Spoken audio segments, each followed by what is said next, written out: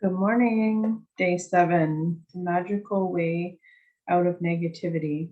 A thankful person is thankful under all circumstances. Whether it is a relationship in turmoil, financial pressure, a lack of health, or problems in a job, negative situations arise because of lack of gratitude over a long period of time. If we are not grateful for each thing in our lives, we are unintentionally taking those things for granted. Taking things for granted is a major cause of negativity because when we take things for granted, we are not giving thanks in return.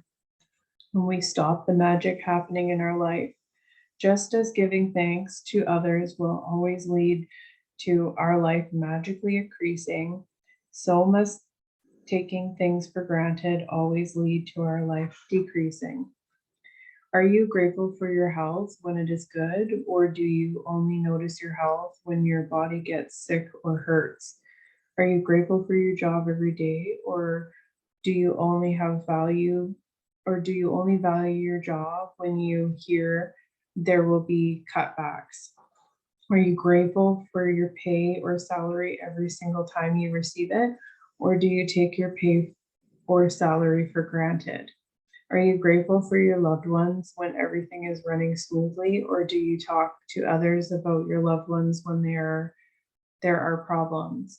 Are you grateful when your car is working well, or do you only think of your car when it breaks down? Are you grateful to be alive each day, or do you take your life for granted? Taking things for granted results in complaining, negative thoughts, and words. So when you complain, by the law of attraction, you must bring more things into your life to complain about. If you're complaining about the weather, the traffic, your boss, your spouse, your family, a friend, a stranger, waiting in lines, bills, the economy, the cost of something, or the service of a company, you are not being grateful and you're pushing your dream life further away with every complaint. Now you understand that complaining negative thoughts and words and taking things for granted stops the good things in life. Now you understand that when something goes very, very wrong, you have unintentionally not been grateful enough. It's impossible to be negative when you're grateful. It's impossible to criticize and blame when you're grateful. It's impossible to feel sad and have any negative feeling excuse me, when you're grateful. Excuse me. And the best news is that if you have any negative situation in your life currently,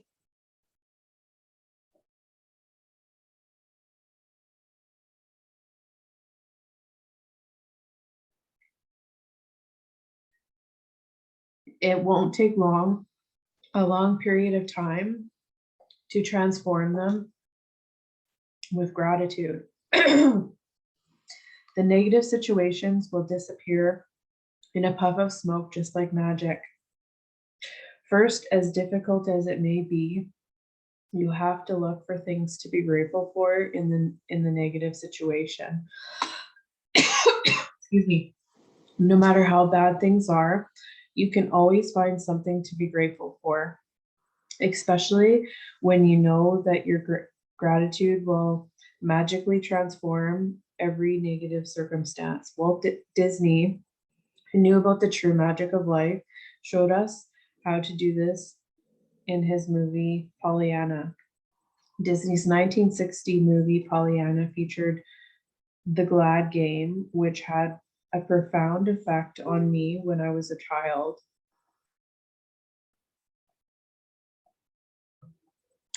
I played the glad game featured in the movie throughout my childhood and adolescence. To play the glad game, you look for as many things as you can to be glad about, especially in a negative situation. Finding things to be glad about or finding things to be grateful for in a negative situation make the solutions appear. Walt Disney demonstrated the magical power of gratitude in Pollyanna, and thousands of years earlier, Buddha demonstrated the way to use the same magical power when he said, "Let us rise up and be thankful, for if we didn't learn a lot today, at least we learned a little. And if we didn't learn a little, at least we didn't get sick. And if we got sick, at least we didn't die. So let us all be thankful." Let Buddha's words be your inspiration, and today take one problem or negative situation in your life that you most want to resolve and look for 10 things to be grateful for. I know it can be challenging to begin this practice, but Buddha was showing you the way to do it. Make a written list of 10 things on your computer or in your gratitude journal.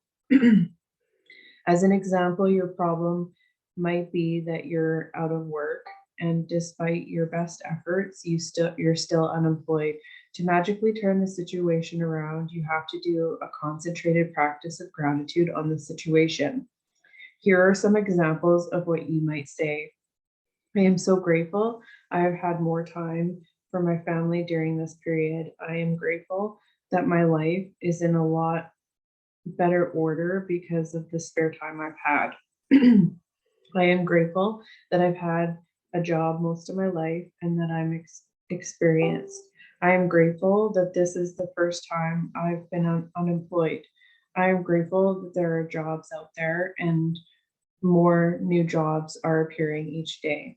I'm grateful for all the things I've learned in applying for jobs and in going for interviews. I am grateful that I have my health and that I can work. I am grateful for my family's encouragement and support. I am grateful for the rest I've had and because I needed it. I am grateful that through losing my job, I realized how much having a job means to me. I had never realized that until now. Remember, you can tell your gratitude is working by the way that you feel. You should feel a lot better about the situation after practicing gratitude. The first evidence of gratitude's magical power working is your feelings lifting. So when you do feel better about it, you know the situation will improve and the solution will appear. The answer to any negative situation you want to resolve is to focus concentrated gratitude on it until you feel better inside. Then, when you feel the magic work, it's wonder in the outside world. In making your written list, make sure that you list each of the 10 things you're grateful for in the following way. I'm so grateful for blank, or I'm truly grateful for. And finish the sentence with what you're grateful for.